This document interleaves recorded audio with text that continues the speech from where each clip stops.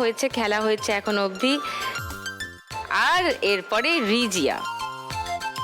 Rizia already শিল্পী, তুমি কাঁথা স্টিচের কাজ করো, নকশি কাঁথার কাজ করো, আমি শুনেছি। রিজিয়ার কাজের কিছু ভিডিও দেখাই আগে, তারপর বাকি কথা বলছি।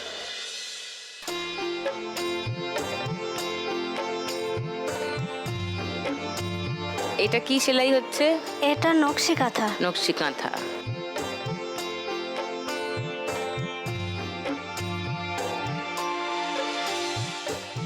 কতদিন হলো এই কাজ করছো রিজিয়া? আমি এই কাজে যুক্ত প্রায় 2 বছর। আচ্ছা। আমার বাবা টেলারিং করে, তো বাবার কাছ থেকে সেটা শিখে নিয়েছিলাম।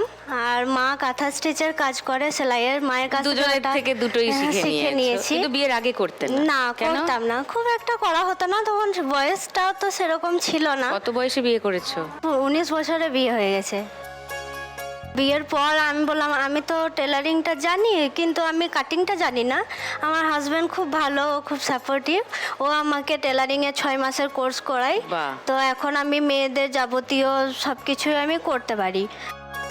ছেলে যখন ঘুমায় তখন তো মেশিন চালানো যায় না, উঠে যাবে বলে, তখন আমি এই হাতের কাজগুলো করি। ছেলে যখন ঘুমোয় তখন হাতের সেলাইটা করো, আর ও যখন জেগে থাকে তখন ওকে ওর কাজকর্ম করে নিয়ে তারপরে মেশিনে সেলাই করো। আমি বসে থাকতে খুব একটা পছন্দ করি না।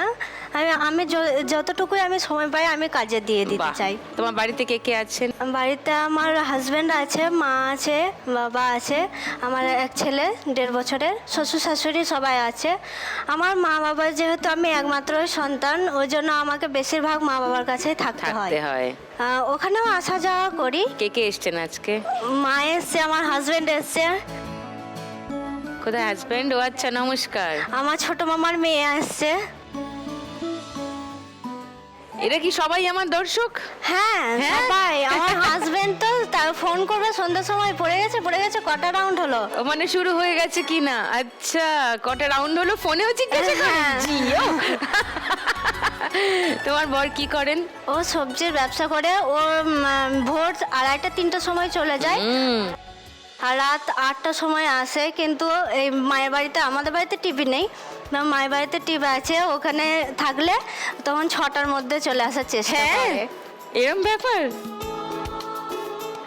আরে বাবা, কে বলে শুধু মহিলারা দেখে আমার শো? ও খুবই ভালোবাসে বলে এই শোটা খুবই ভালো। বাহ, তোমার হাজবেন্ডের নাম কি? মোহাম্মদ রফিক।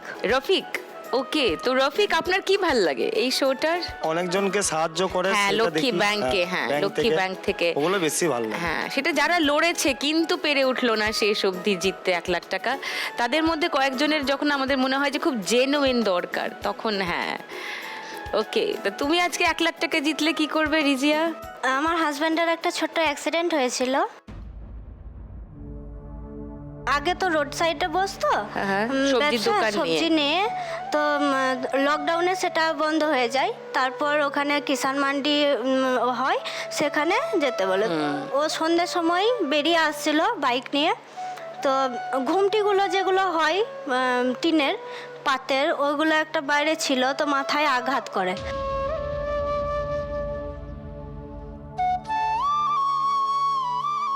ওখানকার লোকজন তুলে নিয়ে গিয়ে ওখানকার কাছে হসপিটাল, ইলামবাজার হসপিটালে ভর্তি করে।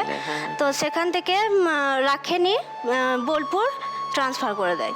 তো সেখানে বলেছিল যে বাড়াবাড়ি না হয়তো অপারেশন হতে পারে। তো আল্লাহর অশেষ রহমতে সেই দিনটা আমাকে দেখতে হয়নি। ওর জ্ঞান ফিরে এসেছিল, ভালোই ছিল। তখন অনেকটা ঋণ হয়ে গেছে, প্রায় 1.5-2 লাখ মতো। আমি 1 লাখ টাকা পেলে ওকে কিছু সাহায্য করতে চাই, আর বাবা মায়ের জন্য কিছু রাখতে চাই। আর আমি যেহেতু নিজে কাজ করি, এখানেও দেখি অনেক মেয়েরা নিজেও করতে চায়, কাউকে সাহায্যও করতে চায় যে আমি করব, অন্যজনকেও শেখাবো। আমিও সেটাই করতে চাই। আমি যদি 2-4টা মেয়েকে শেখাই, তারাও শিখতে পারবে, আর আমার মাসে পার্মানেন্ট হয়েও যাবে। তারা তো একটা ফিস দেবে তোমাকে শেখার, ইনকামটা হয়েও যাবে। তোমার নকশি কাঁথাগুলো একটু দেখি কেমন বানাও। মেশিনে এটাই সেলাই হচ্ছিল না সাইডটা? হ্যাঁ, এটা সাইডটা বাকি ছিল, ওই জন্য। আচ্ছা, এইটা মেশিনেই করো এই সেলাইগুলো? বাহ, এগুলো মানে যে এটা কেউ যদি বলে আমি মানে বেশি ঘন নেবো না, আমি ওদের মনের মতো অনেক ডিজাইন আছে, ওদের মনের মতো করে দিই। তুমি ডিজাইন দেখিয়ে দাও, হ্যাঁ, দেখিয়ে দিয়ে দেখিয়ে দিই। তারপর সে যেটা চুজ করলো হ্যাঁ, সেটা। হ্যাঁ। কাপড়ও এগুলো। তারাই দিয়ে যান? হ্যাঁ, কাপড়ও ওরা কাঁথা পুরো পেরে দিয়ে যান, আমি আচ্ছা। শুধু সেলাইটা করে দিই। ওকে ওকে। খেজুর পাতা আছে, নিম পাতা আছে, নিম পাতার একটা ডিজাইন এখানেও এনেছি। কই দেখি নিম পাতার ডিজাইন দেখাও। ও হ্যাঁ তো, বাহ